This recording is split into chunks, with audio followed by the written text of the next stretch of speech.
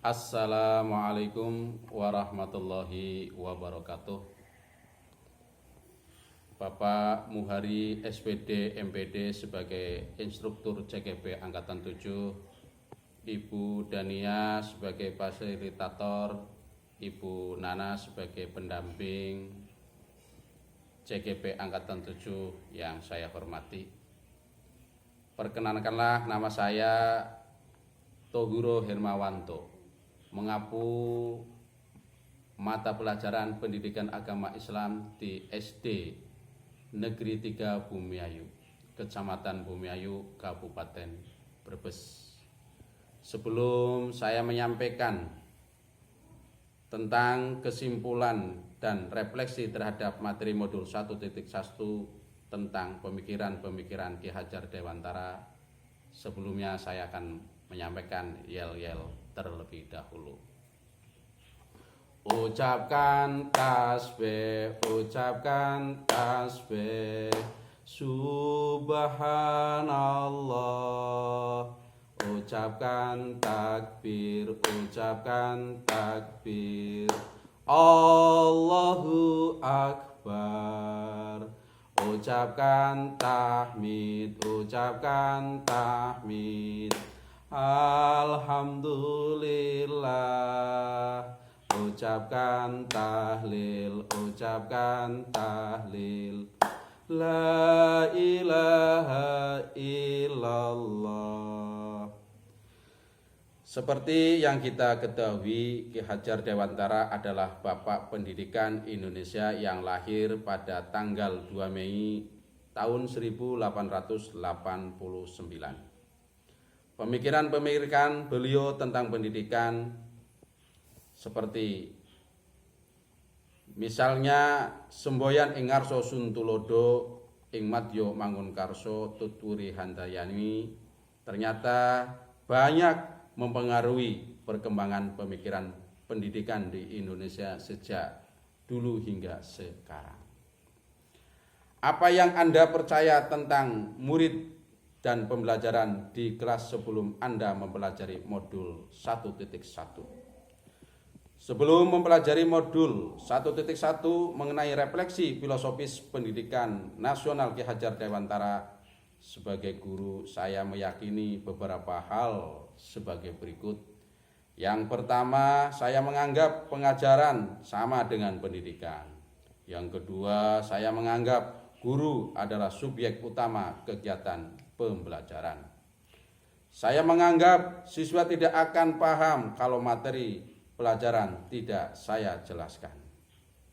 Inilah anggapan-anggapan saya sebelum mempelajari filosofis pendidikan yang disampaikan oleh Ki Hajar Dewantara.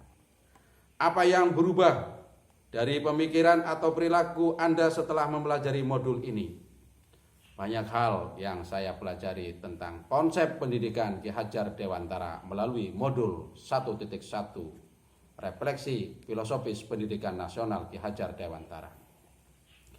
Konsep-konsep pendidikan Ki Hajar Dewantara memberi pengaruh yang cukup signifikan terhadap pemikiran saya tentang pendidikan. Pengajaran ternyata tidak sama dengan pendidikan. Pengajaran merupakan salah satu bagian dari pendidikan. Pendidikan diartikan sebagai tuntunan dalam hidup tumbuhnya anak-anak.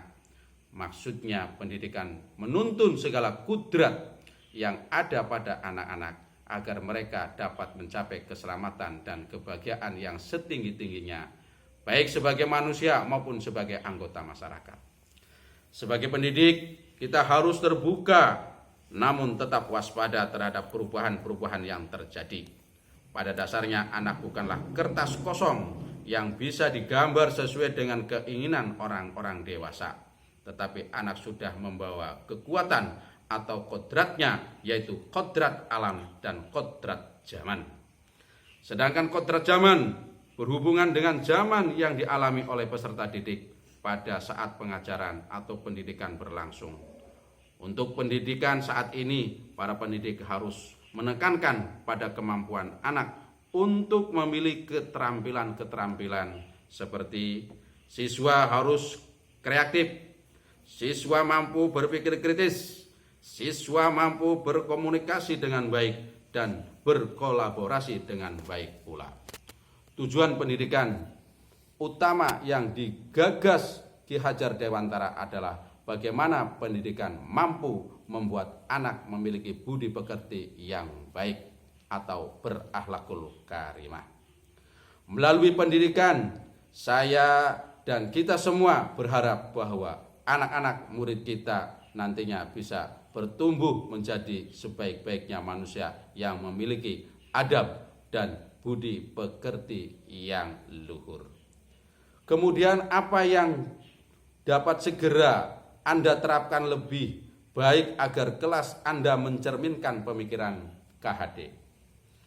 Hal-hal yang saya coba terapkan agar kelas saya mencerminkan Ki Hajar Dewantara adalah yang pertama, saya harus mengubah mindset saya yang tadinya berpikir bahwa anak itu adalah selembar kertas kosong yang tidak atau belum tahu apa-apa. Saya harus meyakinkan diri saya bahwa setiap anak lahir sudah lengkap dengan potensinya masing-masing.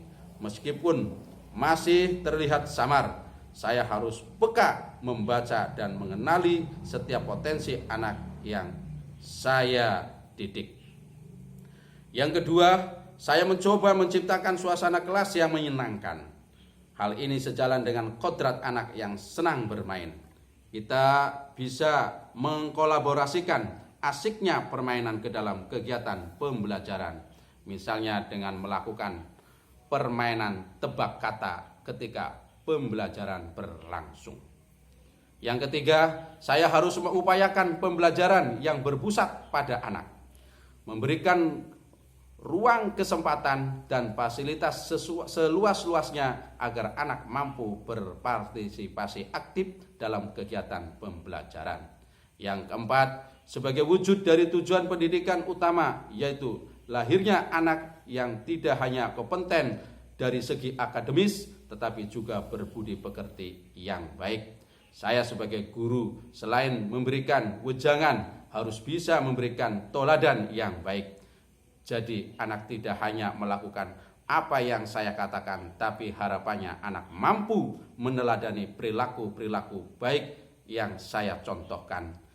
Selain sebagai upaya memotivasi anak agar berbudi pekerti baik, ini juga bisa jadi tantangan untuk saya bagaimana caranya agar saya bisa konsisten memberikan keteladanan yang baik.